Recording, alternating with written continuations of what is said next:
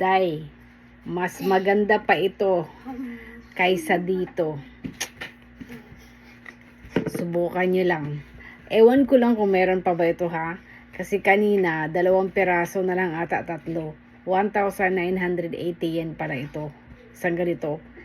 Ngayon, plus tax pa, 2,000 plus na siguro. Ngayon, nag-sale. Or, kasi yung natira, 3 piraso na lang, kaya tig 500 na lang. 500 yen. Ngayon, sinubukan ko. Buhok ko talaga dahil gumaganyan talaga yan. Mas the best ito kaysa dito. Unang gamit ko now. Unang gamit ko ngayon. Iwan ko lang kung ilang araw. Yung amoy niya is parang amoy lemon or amoy lemongrass ba siya? Ganon. Parang amoy lemon siya. Mas mabango ito. Pero dye. Ito. Mas maganda kaysa dito. Try nyo. Sa Donkey nabili.